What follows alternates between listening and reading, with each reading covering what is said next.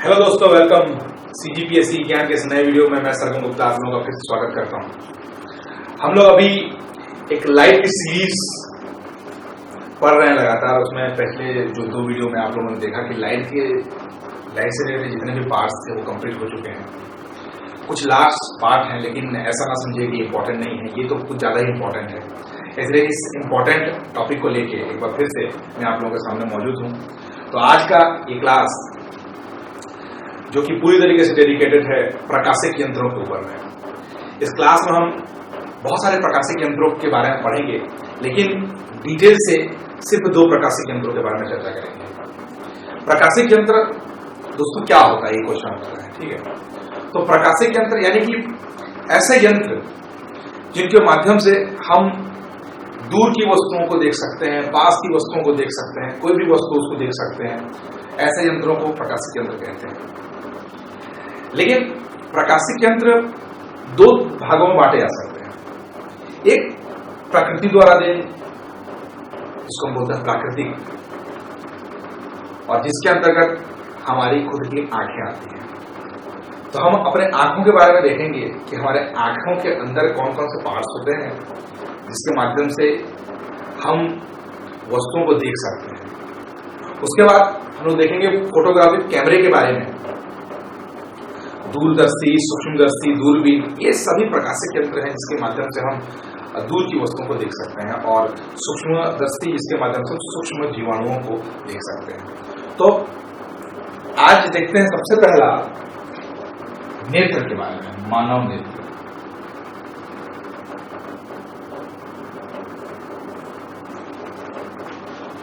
दोस्तों, मानव नेत्र यानी कि इंसान की आंखें, आपको बताने की आवश्यकता नहीं है कि कितने इंपॉर्टेंट है।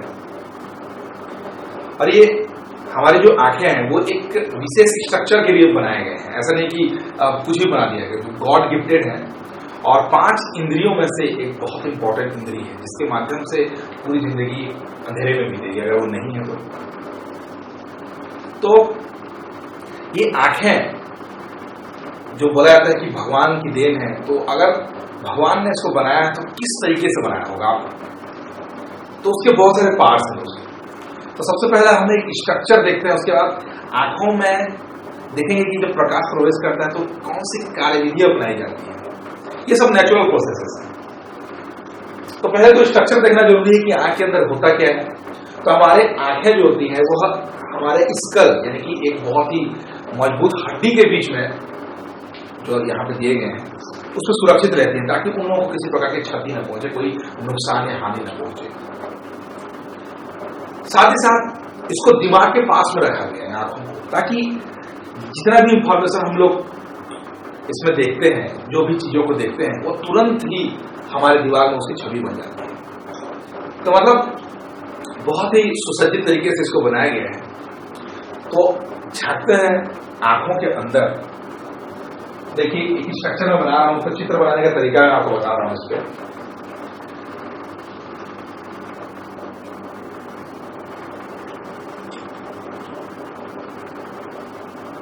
सबसे पहले जो ये गोल पार्ट रहता है, यहाँ पे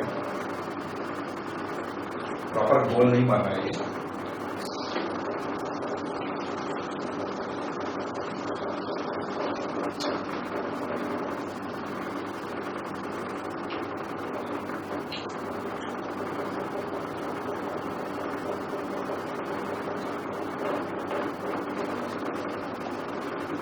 पूरी तरीके से गोल नहीं बना, फिर भी एक प्रॉपर शेप हो सकता है। तो दोस्तों, ये वाला जो शेप है इसको हम लोग बोलते हैं दृष्टि पटल। 1 बाय 1 देखेंगे, उसके बारे में डिटेल से देखेंगे, पूरा कुछ भी नहीं छूटेगा। स्ट्रक्चर पहले मैं बना देता हूं ताकि आप लोगों को अच्छे समझ में आए।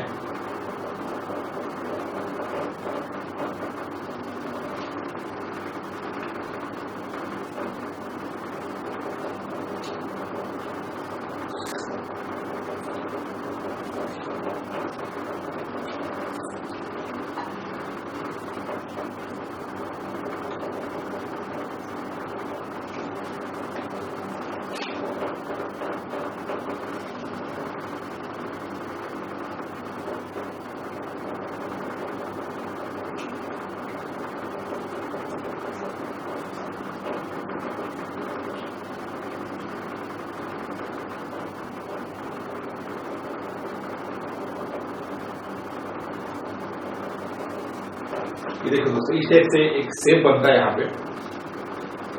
साथ ही साथ इसके अंदर में भी पर्त लगा रहता है यहाँ पे।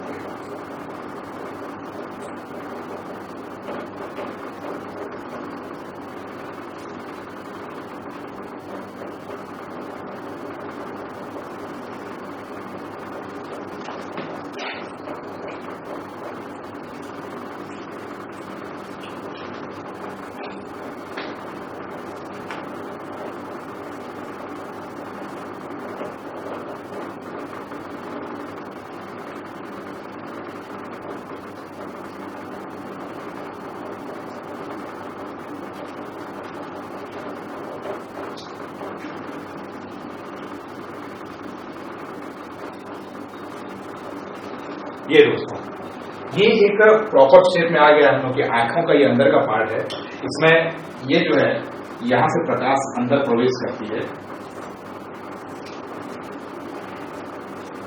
इस ओर से। साथ ही साथ इसके अंदर एक द्रव भी भरा है। तो अब वन बाय वन देखने की कोशिश करते हैं कौन सा क्या होता है। तो सबसे पहला दोस्तों,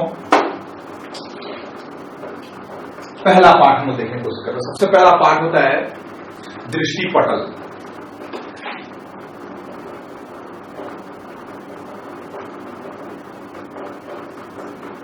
तो यहां पे आपको बताता हूं दृष्टि पटल कहां पे। तो दृष्टि पटल ये सबसे ऊपर वाला जो भाग है दोस्तों, ये सबसे ऊपर वाला जो भाग होता है यही दृष्टि पटल है। ये वाला जो सबसे ऊपर का भाग है यही दृष्टि पटल है। साथ ही साथ ये जो सामने का ये पार्ट है ये भी दृष्टि पटल का एक हिस्सा है। लेकिन ये जो पूरा जो बाहरी आवरण है, नेत्र का जो सबसे बाहरी आवरण है वही दृष्टि पटल कहलाता है। तो इसका मुख्य काम ये है दोस्तों दृष्टि पटल का, यह हमारे नेत्रों को सुरक्षित रखता है। हमारे नेत्रों की सुरक्षा का मुख्य जो काम है वो दृष्टि पटल का है। जैसे एग्जाम्पल के तौर पर अगर किसी की आंख को अगर हम निकाल लें तो जो सफेद वाला जो पार्ट हम लोग को सबसे ऊपर में जो दिखाई देगा वही दृष्टि पटल है, जो कि हमारे स्कल के साथ एक अच्छे तरीके से बैठा हुआ रहता है ताकि हमारे आंखों को कोई किसी प्रकार का नुकसान न हो। इस दृष्टि पटल के अंदर में काले रंग की एक पतली सी झिल्ली होती है। दृष्टि पटल के अंदर में रहती है एक काले रंग की एक बहुत ही छोटी सी एक पतली झिल्ली होती है जिसको रक्त पटल कहते हैं दोस्तों। रक्त पटल, ये वर्ड आपके अंदर में रक्त पटल। रक्त पटल, रक्त पटल जो मुख्य रूप से काले रंग का रहता है। तो काला रंग इसमें जो है वह भी एक विशेष पदार्थ का मिलकर बना होता है। जो काला रंग है यहाँ पे एक ये काली परत आपको दिखाई दे रही है यहाँ पे। तो दृष्टि पटल पे ही काले एक पतली झिल्ली, मुख्य रूप से यह जिस पदार्थ की बनी रहती है उसको बोलते हैं पिगमेंटम। पिगमेंटम नाइग्रम।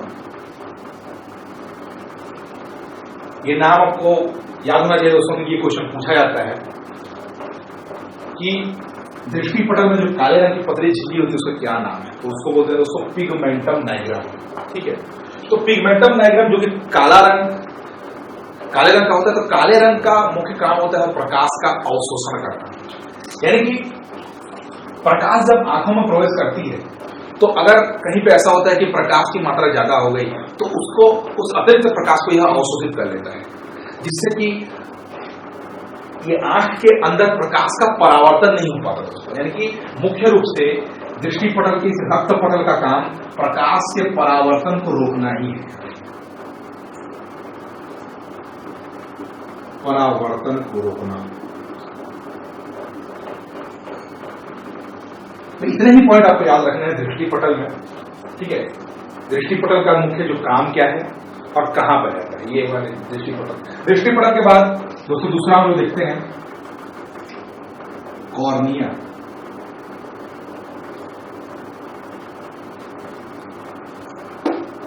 कॉर्निया, तो कॉर्निया यानी कि जो उभरा हुआ ये वाला भाग जो है कॉर्निया, यानी कि दृष्टि पटल के सामने का उभरा हुआ भाग। आप अपने आंखों को देखिए, मिरर में देखिए अपनी आंखों को, वहां आपको जो काला पर्त दिखाई दे रहा है वो थोड़ा उभरा हुआ है। ठीक है, ये जो काला पर्त दिखाई देता है उसी के साइड में सफेद पर्द रहेगा, ठीक है। तो वो जो पूरा पर्द है दोस्तों, जो हमारे आंखें जो दिखाई देती है, किसी की आंखों को आप देखेंगे तो कौन सा पार्ट दिखाई देता है, तो वही कॉर्निया ही दिखाई देता है। तो कॉर्निया का जो मुख्य काम है, ये उभरा हुआ पर्द है कॉर्निया, और इसका मुख्य काम क्या है, यह प्रकाश की किरणों को नेत्र के अंदर जाने देता है, यानी कि प्रकाश की किरणें नेत्र के अंदर इस कॉर्निया के माध्यम से ही प्रवेश करती हैं। हम जब अपने पलकों को बंद कर देते हैं तो कॉर्निया ढक जाता है, इसके कारण प्रकाश की किरणें अंदर नहीं पहुंच पाती। तो कॉर्निया का काम आप लोगों को समझ में आ गया। कॉर्निया के बाद तीसरा नंबर होता है आइरिस।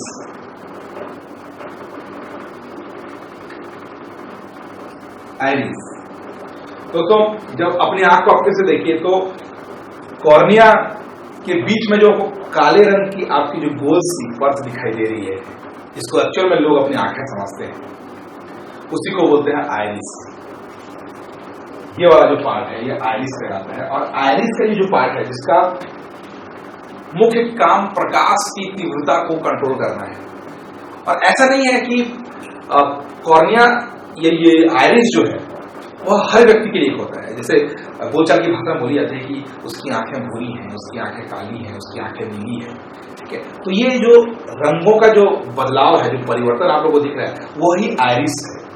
जरूरी नहीं है कि आइरिस का रंग समान हो, आइरिस का रंग अलग अलग हो सकता है। और आइरिस का रंग डिसाइड करता है कि उस इंसान का, उस व्यक्ति का या उस जानवर का आंखों का रंग कैसा है। तो आइरिस का काम, आइरिस और फोर्थ नंबर पुतली, इन दोनों को एक साथ ही पढ़ते हैं दोस्तों। इन दोनों के कार्य विधि बहुत ही सिमिलर है। आइरिस के बीच में आप लोग देख रहे हैं, अगर आपकी आंखें काली हैं तो आप काली आंखों के बीच में देखिए एक छोटा सा छिद्र आपको दिखाई देगा, ठीक है। अब भूरे आंखें तब भी देखिए उस छिद्र दिखाई देता है, बहुत ही छोटा सा छिद्र होता है। तो उस छोटे से छिद्र को ही दोस्तों पुतली बोलते हैं, पुतली। यहाँ पे देखिए ये जो गैप यहाँ पे दिखाई दे रहा है, ये वाला, ये तो हम लोग का आइरिस है, ये कॉर्निया, ये कॉर्निया, ये आइरिस,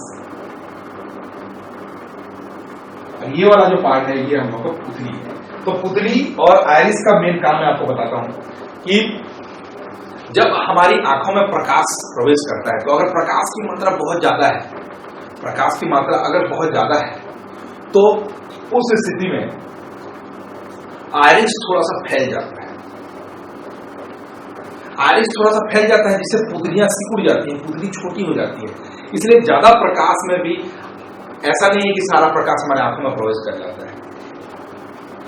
जब आइरिस फैलता है तो पुतली छोटी पड़ जाती है और एक नियमित, एक नियंत्रित तरीके से हम प्रकाश को अपने आंखों में प्रवेश होने देते हैं।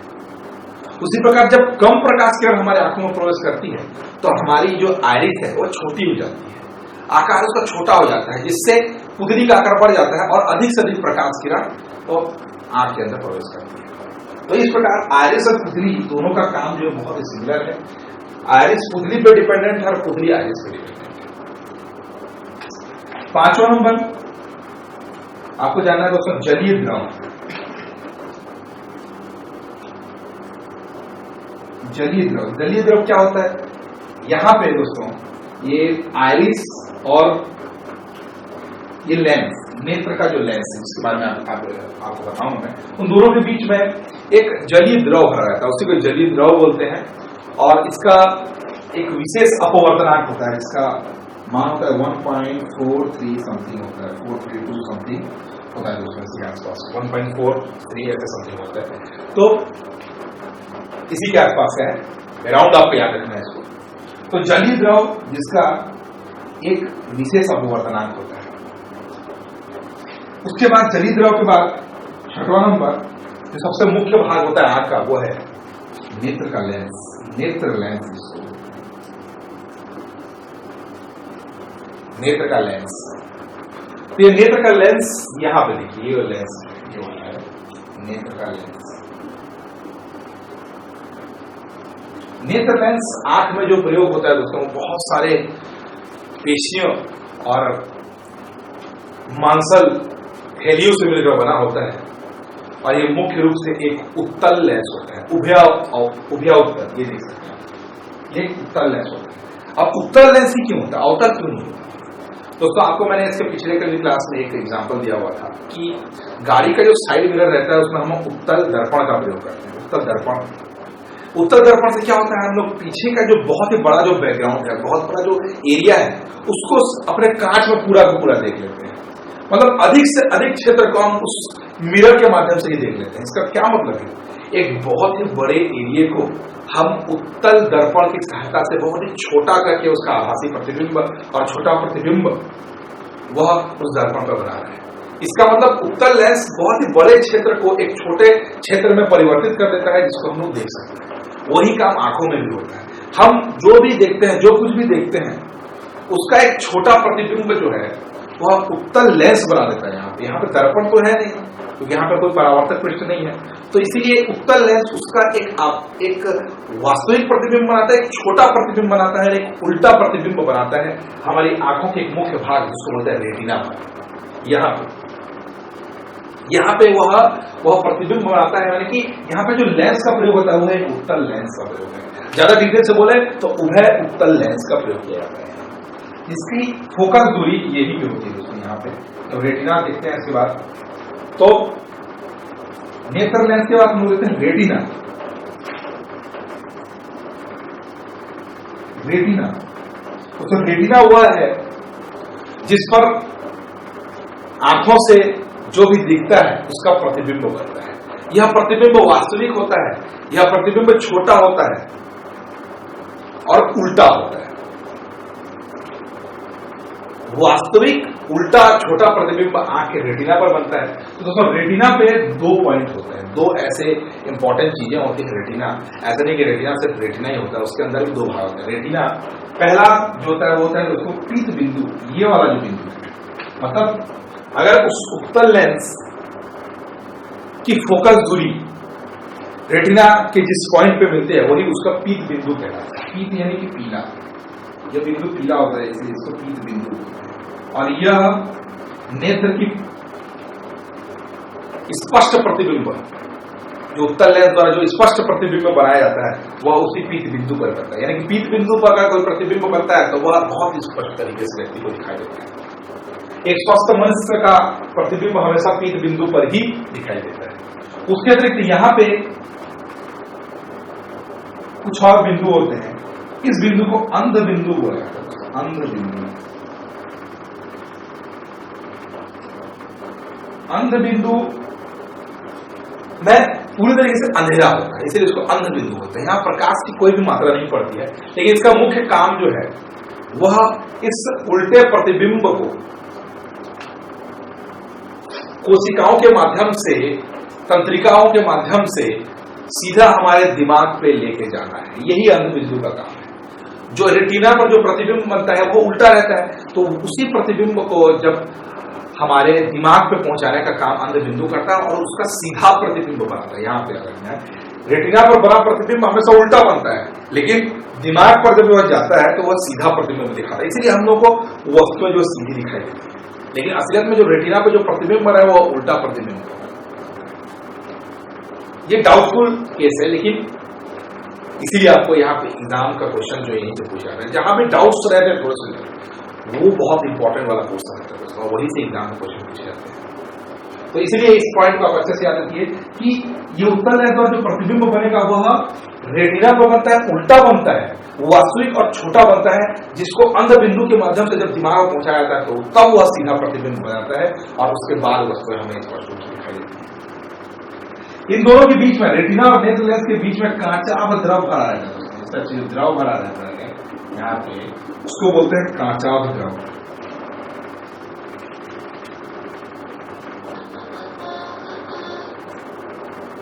कांचाभ द्रव, इसका अपवर्तनांक दोस्तों 1.337 समथिंग होता है। ठीक है, तो इतनी प्रमुख संरचनाएं हैं हमारे आंखों के अंदर में।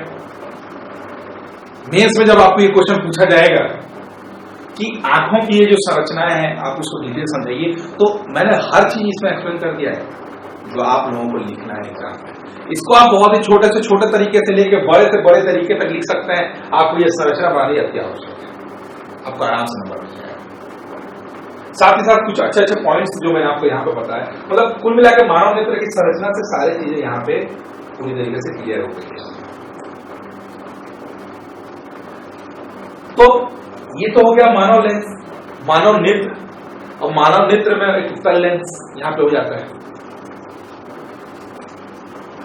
दूसरा मानव नेत्र के समान एक दूसरा जो हमारे सिलेबस के अंदर आता है वो है फोटोग्राफी कैमरा।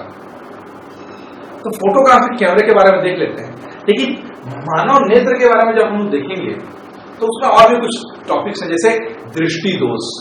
तो पहले हम लोग फोटोग्राफिक प्लेट को समझ लेते हैं, क्योंकि ज्यादा कुछ है नहीं उसमें दोस्तों, इससे सिमिलर टॉपिक्स है। इस पे जैसे रहता है वैसे ही फोटोग्राफिक कैमरे में भी उसी प्रकार की संरचना पाई जाती है, कुछ अंतर उसमें देख लेंगे। उसके बाद सीधा हम लोग देखते हैं जो दृष्टि दोष होते हैं नेत्र से रिलेटेड। तो दोस्तों अब हम लोग देखते हैं फोटोग्राफिक कैमरे के बारे में, जिसकी संरचना नेत्र से बहुत ज्यादा मिलती जुलती है। तो अगर आपको नेत्र की संरचना अच्छे से आपको पता है तो आपको फोटोग्राफिक प्लेट और फोटोग्राफिक कैमरे जो है उसकी संरचना में ज्यादा कुछ याद करने की आवश्यकता नहीं है, बहुत ही आसान हो जाता है। तो एक संरचना मैं आपको बनाता हूँ, उसमें कौन कौन से पार्ट होते हैं, जैसे नेत्र में जैसे पार्ट मैंने आपको बताया था वो देखने की कोशिश करते हैं। देखिए इस प्रकार से इसमें एक संरचना होती है।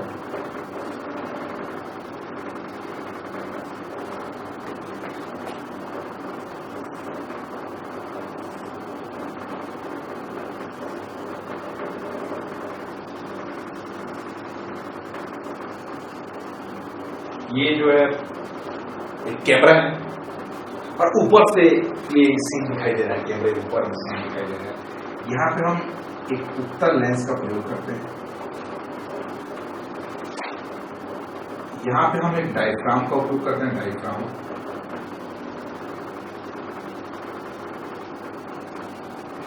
ये डायफ्राम है।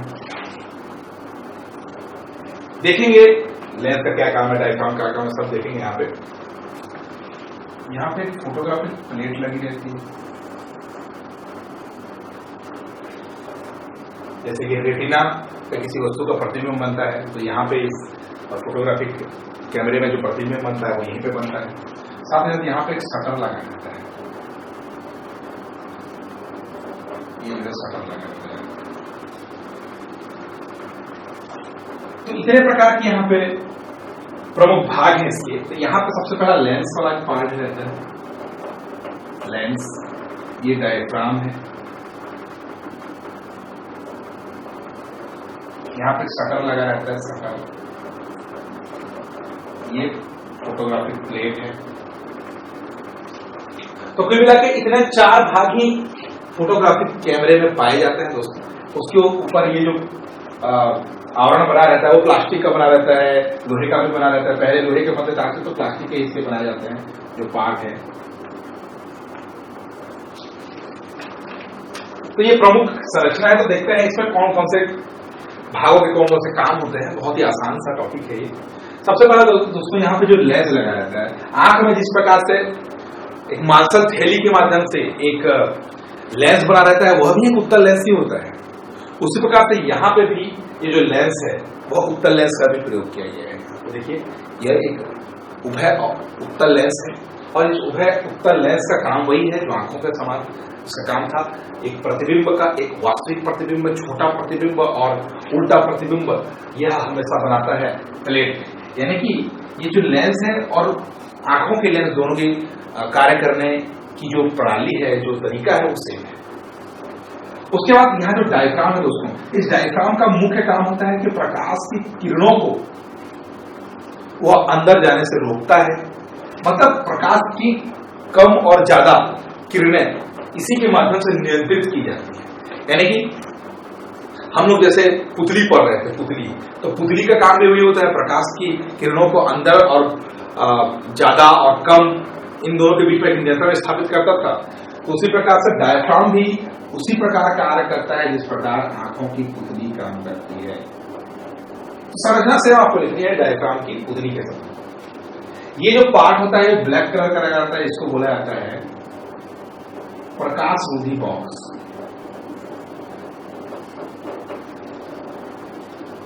काले कलर का रहता है, प्रकाश रोधी बॉक्स इसलिए इसको बोलते हैं दोस्तों, क्योंकि इसमें इस प्रकार की संरचना बनाई जाती है, इसको इस प्रकार से इसको डिजाइन किया जाता है ताकि इस पे प्रकाश की किरणें बिल्कुल भी ना पड़े, क्योंकि थोड़ी सी भी अगर प्रकाश की किरणें इसमें आएंगी तो हम लोग को प्रॉब्लम हो सकती है फोटो प्राप्त करने में, इमेज प्राप्त करने में। तो उसके बाद हम लोग देखते हैं शटर। ये शटर का मेन काम क्या है? शटर जैसे हम लोग की आंखों की ये जो पलकें हैं वह बंद और खुलती हैं, उसके हिसाब से प्रकाश की किरणें हमारे आंखों में प्रवेश करते हैं। उसी प्रकार से यहाँ भी शटर का काम वही है जो हमारे आंखों की पलकों का है। हमारे जब चाहे अगर हम प्रकाश की किरणों को फोटोग्राफिक प्लेट पर पड़ने देने की अनुमति देंगे तो हम इसको ओपन कर देंगे, नहीं तो क्लोज ही रहने देंगे। शटर का काम वही है जो पलकों का है। उसी प्रकार फोटोग्राफिक प्लेट का काम वही होता है दोस्तों जो हमारे आंखों के रेटिना का काम होता है। यहां पे हम लोग जिस पदार्थ का यूज करते हैं वो होता है सिल्वर ब्रोमाइड या सिल्वर क्लोराइड।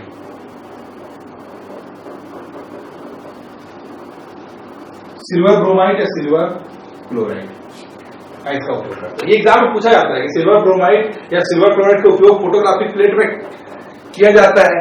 बहुत इंपॉर्टेंट है ये ऑब्जेक्टिव में तो पूछा ही जाता है ये क्वेश्चन। तो ये पूरी संरचना होती है एक फोटोग्राफिक कैमरे की।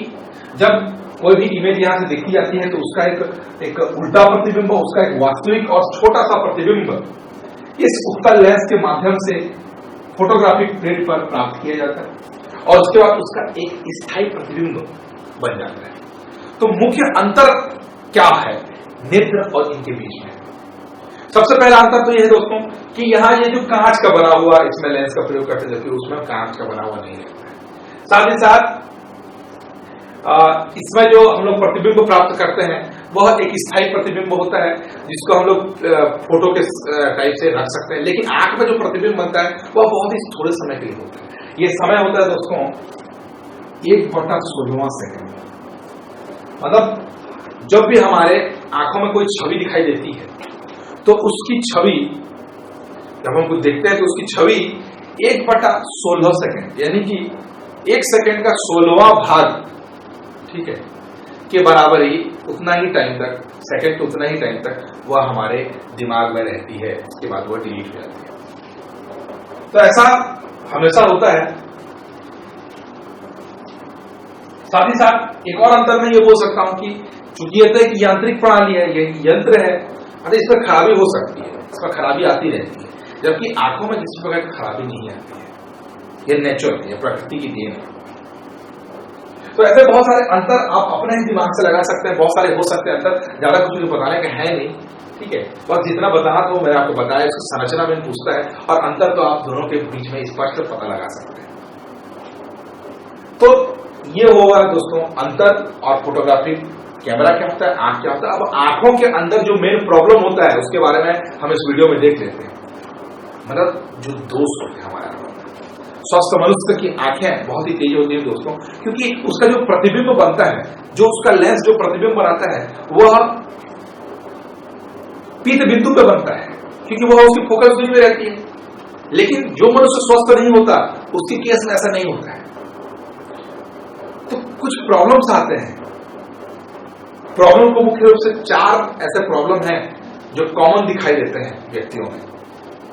कुछ व्यक्ति निकट दृष्टि दोष से प्रभावित रहते हैं, कुछ दूर दृष्टि दोष से, कोई जरा दृष्टि दोष से प्रभावित है तो कोई दृष्टि वैषम्य से प्रभावित है। तो ये जो 4 कैटेगरी है उसके बारे में हम लोग को पढ़ना है और 4 कैटेगरी को अच्छे से मैं समझाता हूँ। क्या कारण है उन दोषों के, क्यों वो दोष हमारी आंखों में उत्पन्न होते हैं और उसका निवारण क्या है, डॉक्टर किस प्रकार से उसका निवारण करता है। तो चलिए देखते हैं। तो चलिए दोस्तों अब अगले पार्ट की ओर चलते हैं इस वीडियो के। और इस वीडियो में हम लोग देखते हैं नेत्र में जो अलग अलग प्रकार की प्रॉब्लम्स आते हैं उसके बारे में। तो हम लोगों ने 4 कैटेगरी मैंने आपको बताई। सबसे पहला हम लोग देखेंगे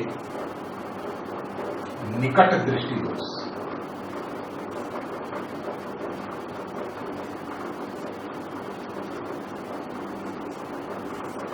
निकट दृष्टि दोष क्या होता है, इसके नाम पे मत जाइए क्योंकि नाम ये धोखा देता है।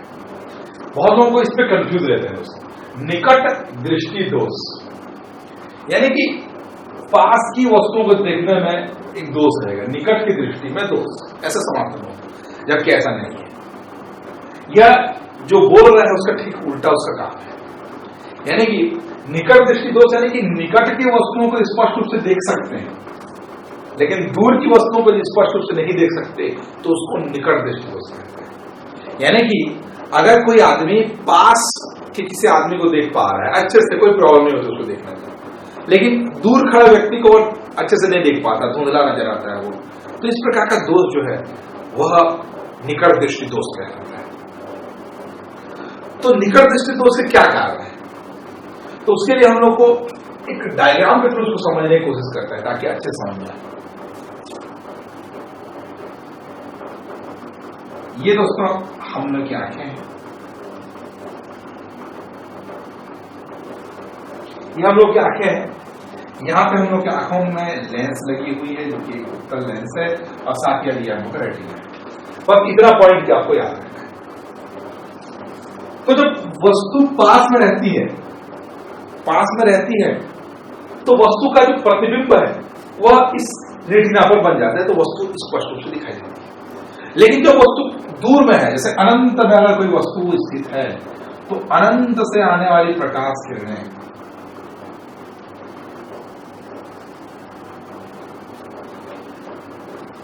इस लेंस के द्वारा कुछ जल्दी ही फोकस कर दी जाती है, यानी कि वह रेटिना पर न बन के जस्ट उसके पहले इस टाइप से उसके जस्ट पहले उसका प्रतिबिंब बन जाता है। रेटिना पर अगर कोई प्रतिबिंब बनता है तो वो स्पष्ट रूप से दिखाई देता है, लेकिन यह तो रेटिना के पहले उसका प्रतिबिंब बना रहा है, तो वस्तु कैसे स्पष्ट रूप से दिखाई देगी, नहीं दिखाई देगी। लेकिन वस्तु जब पास में रहती है दोस्तों, तो पास में उस वस्तु का यह जो प्रतिबिंब है चूंकि पास में है, इसलिए उसका छोटा प्रतिबिंब आता है और रेटिना पे बन जाता है। तो रेटिना पे प्रतिबिंब अच्छे बनने के कारण अच्छे दिखाई देते हैं। लेकिन अनंत से जब कोई प्रकाश किरण आती है या फिर दूर में कोई वस्तु है, तो उस अवस्था में उसका प्रतिबिंब पहले ही बन जाता है। ऐसा क्यों होता है? इसकी फोकस दूरी दोस्तों पहले तो एफ थी, यहां से लेकर यहां तक की दोनों की फोकस दूरी तो एफ थी, तो अभी क्या हो गई, उसकी फोकस दूरी तो कम हो गई ना। तो उसका क्या कारण हो सकता है? सबसे पहला वही कारण है इसका कि जब नेत्र लेंस की फोकस दूरी कम हो जाती है तो इस प्रकार के दोष आते हैं। फोकस दूरी कम हो गई तभी जाके तो जहां पे उसका फोकस बनना चाहिए पहले, जो रेटिना पे बनना चाहिए, अब उसके पहले बन जा रहा है, मतलब ये डिस्टेंस कम हो जा रहा है, फोकस दूरी कम हो जा रही है। ऐसा क्यों होता है? ऐसा इसलिए हो सकता है दोस्तों, सबसे पहला तो हम लोग का अगर ये लेंस है वो गोला हो जाता है, अगर जो हमारा जो उत्तल लेंस है अगर वह गोल हो जाता है, उसमें गोलाई आने लगती है, तो उसकी फोकस दूरी कम हो जाती है। एक लेंस इस प्रकार से है, देखिए इस प्रकार से कोई लेंस है, अगर मैं उस लेंस को इस टाइप से गोल बना दूं तो उसकी लेंस की फोकस दूरी तो कम होगी ही दोस्तों। तो ये कारण हो सकता है। दूसरा कारण क्या हो सकता है? दूसरा कारण ये हो सकता है कि जो लेंस और रेटिना के बीच की अगर दूरी बढ़ जाए,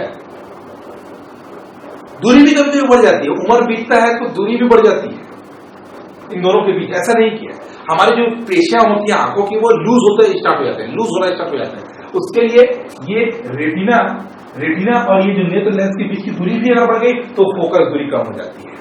तो ऐसे दो कारण हो सकते हैं जिसके कारण निकट दृष्टि दोष होता है। तो जहां प्रॉब्लम है वही उसका निवारण होता है। तो आप खुद यहाँ पे अगर थोड़ा सा दिमाग लगाएंगे यहाँ पे, तो आप खुद सोच सकते हैं कि ऐसा क्या सॉल्यूशन है कि हम निकट दृष्टि दोष को दूर कर सकते हैं। निकट दृष्टि दोष को दूर करना इसका मतलब है ये जो फोकस है दोस्तों, जो सबसे पहले बन जा रहा है उसको रेटिना पे बनाने की कोशिश करना। इसका मतलब थोड़ा तो फोकस दूरी का अगर बढ़ाएंगे तो फोकस दूरी को बढ़ाना, इसका मतलब क्या है?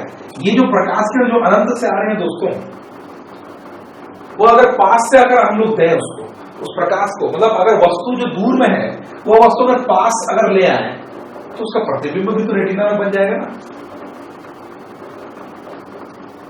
तो दूर में वस्तु उसको पास कैसे लाया जाए? ये तो संभव नहीं है।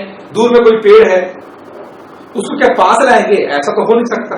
तो उसके लिए क्या करेंगे? एक चश्मे का उपयोग करेंगे। एक चश्मा, तो चश्मा कैसा होना चाहिए? चश्मा ऐसा होना चाहिए दोस्तों जो कि प्रकाश किरणों को थोड़ा फैलाए यानी कि थोड़ा सा बड़ा बनाए, ताकि यहां से जो प्रकाश किरण जाएंगी और जो लेंस पे पड़ेगी थोड़ी बड़ी मिलेंगी, तो उसका प्रतिबिंब भी थोड़ा दूर में ही बनेगा। यहाँ पे पास में बन रही है इसलिए थोड़ा पास में बन जा रहा है।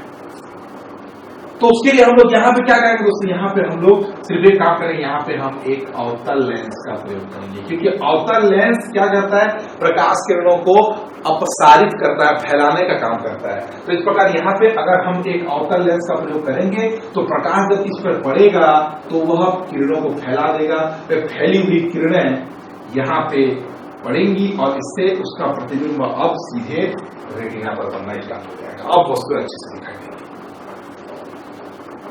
यानी कि ये तो ठीक है, लेकिन यहां पर क्वेश्चन उठता है दोस्तों कि चश्मे का नंबर कितना होना चाहिए। जैसे डॉक्टर के पास जाएंगे तो डॉक्टर पहले पता लगाता है, हम लोगों को तो पता भी नहीं होता हम लोगों को कौन सा दृष्टि दोष है। हम लोग जाकर बस बोलते हैं कि हम लोग को आंखें ढंग से दिखाई नहीं देती। डॉक्टर को पता है आपको कौन सा दृष्टि दोष है, डॉक्टर को पता है आपको कौन सा लेंस का प्रयोग करेगा। प्रैक्टिकली वो किस प्रकार से उसका जज करता है। डॉक्टर सबसे पहला चेक करता है कि आप कहां तक अच्छे से देख पा रहे हैं, वही आपका दूर बिंदु कहलाएगा दोस्तों, दूर बिंदु। तो इसको समझने से पहले मैं आपको कुछ ऐसे चीजें बता रहा हूं जो नेत्रों से रिलेटेड है। आपको जानना पड़ेगा कि निकट बिंदु क्या होता है, दूर बिंदु क्या होता है। तो दोस्तों ये वर्डिंग आपको याद रखना है। सबसे पहला नेत्र की समंजन क्षमता, समंजन क्षमता क्या होती है आपको जानना पड़ेगा। दूसरा दृष्टि परास क्या होता है जानना पड़ेगा। तीसरा आपको जानना पड़ेगा स्पष्ट दृष्टि की न्यूनतम दूरी।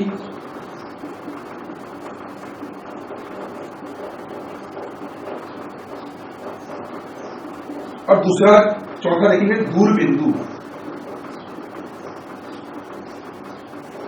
स्पष्ट दृष्टि की न्यूनतम दूरी को निकट बिंदु बोलते हैं और एक दूर बिंदु। तो इन चार के बारे में जानते हैं, उसके बाद हम लोग इस पे जाएंगे और अच्छे समझ में आएगा आपको। तो समझने क्षमता क्या होती है दोस्तों, देखिए हमारी जो सिलियारी मांसपेशियां होती है, जो मैंने आंख में आप लोगों को नहीं बताया, सिलियारी मांसपेशियां, सिलियारी मांसपेशियां आंख के स्ट्रक्चर में मैं बताना शायद भूल गया हूं उसको थोड़ा सा। वो ऐसी मांसपेशियां होती हैं जो हमारी आंखों की फोकस दूरी को कम या ज्यादा करने की क्षमता रखती है। मतलब जब हम दूर की वस्तुओं को देखते हैं तो अगर कोई वस्तु हम लोग को अच्छे से दिखाई दे रही है तो हम लोग की आंखों को कोई तकलीफ नहीं होती, लेकिन जब हम वस्तु को पास लाते जाते हैं तो एक स्थिति आती है दोस्तों कि हम लोग को मेहनत करना पड़ता है, हम लोग को अपने पेशियों पे थोड़ा दर्द महसूस होता है जब हम ज्यादा पास की वस्तु को देखने की कोशिश करते हैं, क्योंकि उसका प्रतिबिंब रेटिना पर बनाने के चक्कर में हमारे आंखों पर प्रेशर पड़ता है दोस्तों, हमारे सिलियारी मांसपेशियों पर प्रेशर पड़ता है। तो यही नेत्र की क्षमता कहलाती है, जिसके माध्यम से वह अपने फोकस दूरी को कम या ज्यादा कर सकता है, और ऐसा करने के लिए उसको सिलियारी मांसपेशियों की आवश्यकता होती है। ये आप नेत्र में आप एक चीज एक्स्ट्रा जोड़ लीजिए। जब मैं नेत्र आप लोगों को पढ़ा रहा था तो नेत्र में मैं ये बात बताना आपको भूल गया था कि सिलियारी मांसपेशियां क्या होती है। हालांकि डायग्राम में बना हुआ था, तो सिलियारी मांसपेशियां आप उसमें ऐड कर लीजिए दोस्तों, और उसमें आपको बताना है कि सिलियारी मांसपेशियों का काम क्या है। उसका काम है उस नेत्र लेंस की फोकस दूरी को कम या ज्यादा करना। तो उसकी फोकस दूरी कम या ज्यादा करने की क्षमता को भी उसकी समंजन क्षमता कहते हैं। दृष्टि परास, उसके लिए स्पष्ट दृष्टि की न्यूनतम दूरी और दूर बिंदु जाना पड़ेगा। तो दोस्तों जब हम किसी वस्तु को अपने आंखों के और पास लाते जाते हैं तो एक स्थिति आती है दोस्तों, हमारी आंखों पर प्रेशर तो पड़ता है, हमारे सिलियारी मांसपेशियों पर प्रेशर पड़ता है, लेकिन एक स्थिति के बाद वस्तु हम लोग को धुंधली नजर आती है। चाहे जितनी भी कोशिश कर रहे हैं हम उस वस्तु को देखने की, वस्तु नहीं दिखाई देती है। तो उस बिंदु को दोस्तों बोलते हैं स्पष्ट दृष्टि की न्यूनतम दूरी, और स्वस्थ मनुष्य के लिए उसका मान होता है 25 सेंटीमीटर के बराबर, 25 सेंटीमीटर। ये 25 सेंटीमीटर अगर व्यक्ति स्वस्थ है, उसकी आंखें अगर स्वस्थ हैं, तो उस अवस्था में उसकी स्पष्ट दृष्टि की न्यूनतम दूरी या फिर निकट बिंदु का मान हमेशा 25 सेंटीमीटर होगा, यह तय है। लेकिन दूर बिंदु का मान जरूरी नहीं है कि वही हो दोस्तों। दूर बिंदु वह बिंदु होता है कि वस्तु को अगर दूर लाया जाए, दूर अपन लेते जाते हैं दूर तक, तो कहां तक वह वस्तु हम लोग को दिखाई देगी, वही बिंदु उसका दूर बिंदु कहलाएगा। तो दूर बिंदु का मान एक स्वस्थ व्यक्ति के लिए कितना होता है, तो अनंत होता है दोस्तों। ऐसा नहीं कि हम कुछ 50 मीटर तक ही व्यक्ति को देख पाते हैं, हम अनंत दूरी तक भी देख सकते हैं, ऐसा नहीं है। हम लोग को बस वो अच्छे से बस एनवायरमेंट अच्छा होना चाहिए, वातावरण अच्छा होना चाहिए, ठीक है। तो यही होता है दोस्तों।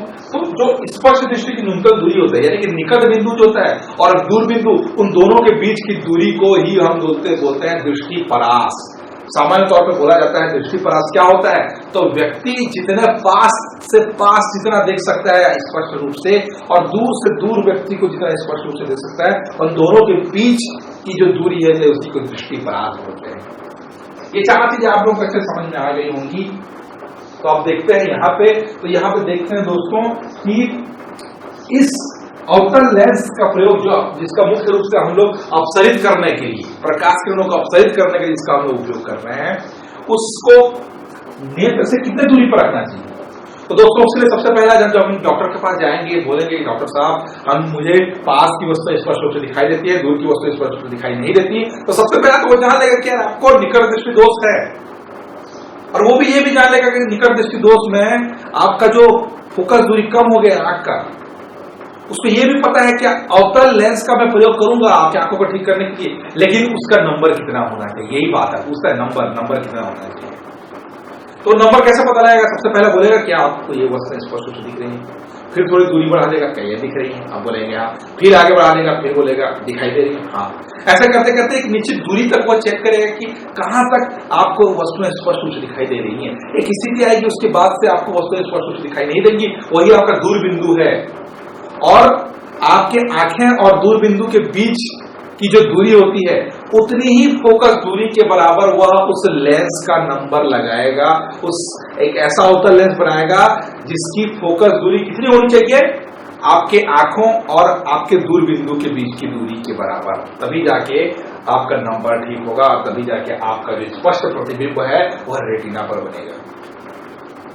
तो इस प्रकार एग्जाम में क्वेश्चन पूछे जाते हैं दोस्तों कि निकट दृष्टि दोष क्या होता है, उसका क्या निवारण है, क्या कारण है।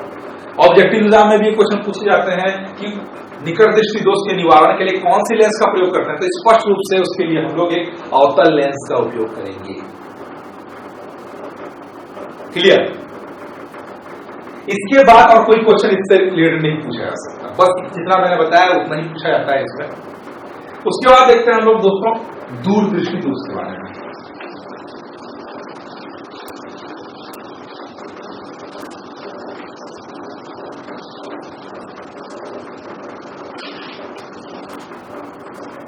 दूर दृष्टि दोष, निकट दृष्टि दोष पता है, तो दूर दृष्टि दोष भी बहुत आसान है दोस्तों। दूर दृष्टि दोष में वो एक कथन के पूरा उल्टा, यानी कि जब वस्तुएं दूर की वस्तुओं को अच्छा से अगर कोई व्यक्ति देख पा रहा है कि निकट की वस्तुओं को नहीं देख पा रहा है, तो इसका मतलब दोस्तों दूर दृष्टि दोष हुआ है।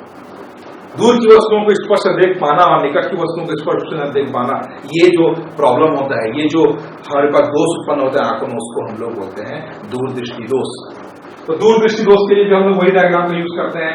समझ लीजिए कि ये हमारी आंखों की संरचना है, यहाँ पे एक लेंस बना हुआ है, यहाँ पे एक उत्तल लेंस है और ये रेटिना है। तो दूर दृष्टि दोष में क्या होता है दोस्तों, दूर जो वस्तु है, अनंत में जो वस्तु है, उसका जो प्रतिबिंब फोकस पर बन जाता है, रेटिना पर बन जाता है, तो वस्तु हम लोग को स्पष्ट रूप से दिखाई देनी चाहिए, बिल्कुल दिखाई देती है। लेकिन जब भी वस्तु को पास लाते जाते हैं, तो प्रतिबिंब रेटिना पर नहीं बनता, बल्कि उसके पीछे बनना स्टार्ट हो जाता है। यहाँ देखिए वस्तु जब दूर में है तो उसका प्रतिबिंब सीधा बनेगा फोकस के यहाँ पे, लेकिन वस्तु जो पास में है यहाँ से, तो उसका प्रतिबिंब कहाँ दिखाई देगा दोस्तों, वहां का उसका प्रतिबिंब पीछे बनता है, पीछे उसका प्रतिबिंब पीछे बनता है, इसलिए हम लोग को पास की वस्तु दिखाई नहीं देती। तो यहाँ पे आपको फिर से ये प्रॉब्लम का जो कारण है उसी से आपको समाधान निकालना है। अब आपको क्या करना है, अब आपको अगर पूछा जाए यहाँ पे अपन कौन सा लेंस का प्रयोग करेंगे, तो बहुत लोगों का आंसर होगा जब निकट दृष्टि दोष में अवतल लेंस का प्रयोग करेंगे, तो दूर दृष्टि दोष में तो हम लोग उत्तल लेंस का ही प्रयोग करेंगे।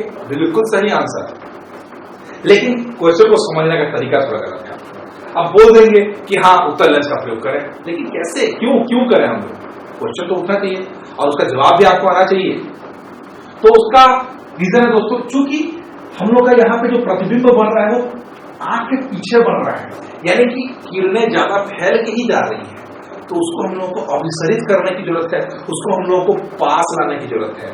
तो इसके लिए हम लोग कि ऐसे चश्मे का प्रयोग करेंगे जहां पे एक उत्तल लेंस हो और उत्तल लेंस द्वारा प्रकाश की किरणों को अभिसरित करेंगे और उसको हम लोग लाने की कोशिश करेंगे रेटिना पे। तो वही कार्यविधि है दोस्तों, इसमें इस प्रकार दूर दृष्टि दोष का निवारण किया जाता है, दूर दृष्टि दोष को खत्म किया जाता है।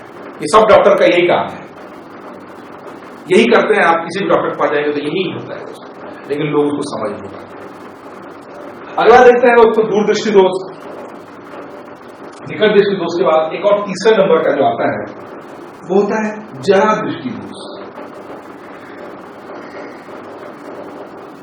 जरा दृष्टि दोष, बुढ़ापे में जो दृष्टि दोष होता है दोस्तों, जरा दृष्टि दोष, यानी कि जब उम्र बीतता जाता है, हम लोगों का उम्र बीतता जाता है तो व्यक्ति की स्थिति ऐसी आती है, उसकी आंखें कमजोर होती चली जाती हैं, वह न तो दूर की वस्तुओं को स्पष्ट रूप से देख पाता है, नहीं पास की वस्तुओं को स्पष्ट रूप से देख पाता है। दोनों प्रॉब्लम उसके पास आ जाते हैं, आंख की क्षमता उससे कम हो जाती है, तो उसको ही बोलते हैं जरा दृष्टि दोष, जो मुख्य रूप से बुढ़ापे में उत्पन्न होता है।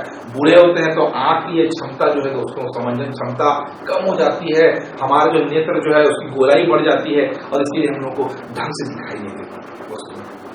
ये प्रॉब्लम होती है, ये नेचुरल प्रॉब्लम है। तो इसको दूर करने के लिए उपाय है। इसको दूर करने के लिए हम लोग द्विफोकल लेंस का उपयोग करते हैं। द्विफोकल लेंस का क्या मतलब है? द्विफोकल मतलब उत्तल लेंस का भी प्रयोग करेंगे और अवतल लेंस का प्रयोग, क्योंकि दूर की वस्तुएं दिखाई नहीं देती, तो उसके लिए हम लोग किसका फॉर्मूला यूज करेंगे? निकट दृष्टि दोष वाला, ठीक है। और साथ ही पास की वस्तुएं जो स्पष्ट रूप से दिखाई नहीं देती, इसका मतलब क्या है?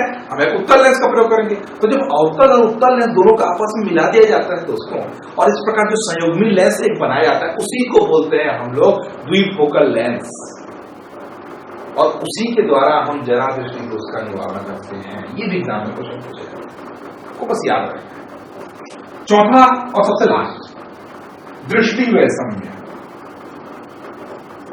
दृष्टि वैषम्य कुछ ज्यादा इंपॉर्टेंट नहीं है, इसमें मुख्य रूप से जो क्वेश्चन पूछे जाते हैं दोस्तों वो निकट दृष्टि दोष और दूर दृष्टि दोष में ही पूछे जाते हैं, लेकिन दृष्टि वैषम्य है हमारे सिलेबस में, पढ़ लेते हैं। दृष्टि वैषम्य, इसका मतलब यह होता है कि अगर मैं एक दृष्टि वैषम्य से पीड़ित व्यक्ति को मैं बोलूं कि ये देखो ये प्लस वाला मार्क, ये प्लस वाले मार्क को आप देखिए, तो वो क्या बोलेगा पता है? वो बोलेगा कि आप प्लस कहां लिखो, या तो आप एक सीधा लाइन बनाया हो या एक इस टाइप से लाइन बनाया हो, अलग अलग उसको या तो एक समय में ये दिखेगा या एक समय में ये दिखेगा, उसको एक साथ उसको प्लस वाला साइन ही दिखेगा। इसका मतलब ये होता है दोस्तों कि वह एक समय में या तो ऊर्ध्वाधर रेखा को देख सकता है या फिर क्षैतिज रेखा को देख सकता है, एक साथ एक ही समय पे दोनों रेखाएं उसको दिखाई नहीं देती हैं। यही होता है दृष्टि वैषम्य। तो दृष्टि वैषम्य को मुख्य कारण क्या है? दृष्टि वैषम्य का मुख्य कारण है दोस्तों हमारे जो आंख की ये जो कॉर्निया है उसका गोल हो जाना।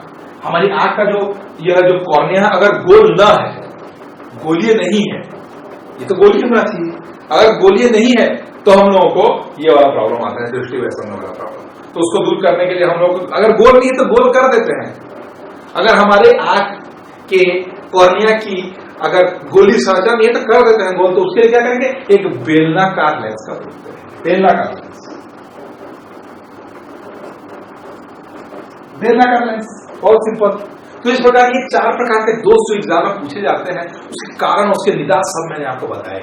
इससे ज्यादा क्वेश्चन आपको नहीं पूछे जाएगा। ऑब्जेक्टिव के दृष्टिकोण से देखें या मेंस के दृष्टिकोण से देखें, दोनों ही दृष्टिकोण से ये बहुत ही इंपॉर्टेंट टॉपिक है। तो इसी के साथ दोस्तों ये वाला जो दोष वाला जो